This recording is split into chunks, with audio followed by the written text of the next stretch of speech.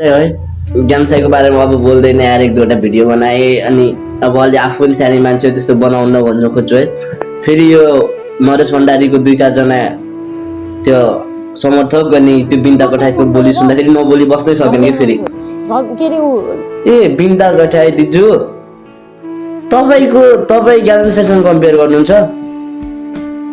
त्यो रासोबाट ज्ञानसाईलाई यति नदिएको हो, नदिएको होइन कि ज्ञानसाई नगएको हो, आफ्नो नछोडेको हो जस्तो लाग्छ है मलाई चाहिँ। त्यो पहिलाको न्युजहरू हेर्दाखेरि त्यो ज्ञानसाईलाई नकसरी रोक्या। बालेन शाह, रवि लामिछाने तिमीसँगको होइन कि, तिमीसँगको लडाइँ मात्रै होइन कि जित्न सक्ने ज्ञानसाईले। बालेन शाह र रवि लामिछानेहरूको कम्पेयर गरेर न, तिम्रो के कम्पेयर गर्छौ?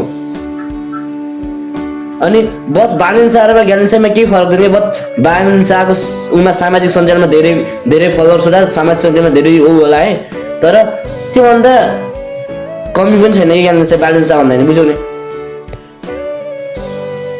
भाइ तिमीले बालेन शाह यदि प्रधानमन्त्री भयो भने नि, यदि ज्ञानसाई ता जितेर गयो नि, त्यो बालेन शाहले यदि उसलाई त्यति कर्णालीहरूलाई यदि नगरेको ठाउँमा त्यो बोल्न सक्छ। तिमी गएर त्यो पछाडि बस्नु हो क्या, ज्ञानसाई गएर त्यहाँ बोल्न सक्छ। अनि के हो नरेश भण्डारीको समर्थकहरू त तातो पानीमा ल, त्यति साह्रो पनि नगर कि। यो 62-63 जस्तो आन्दोलन गरे जस्तो होइन कि, यो अहिले 61-62 हो के, 81-82 हो। त्यो 62-63 को जस्तो जनआन्दोलन गरे जस्तो होइन नि त।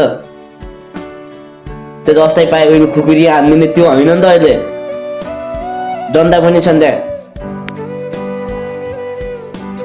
बाप रे, ज्ञानेन्द्र साईको बारेमा त्यो बिन्दा कठाइदिए त झन् के हो भाइ। ज्ञानेन्द्र सपोर्ट गर्ने धेरै छन्। नेपाल हाम्रो कर्णाली तपाईँलाई चिन्यो भने नि त्यही आजभोलि त्यो ज्ञानसाईको उ गरेर चिनेको होला नि मान्छेहरूले, चिनेको होला नि। त्यो बिन्दा कठाइदैन ज्ञानसाईको आलोचना गरेर भनेर मान्छेहरूले चिनेको होला नि।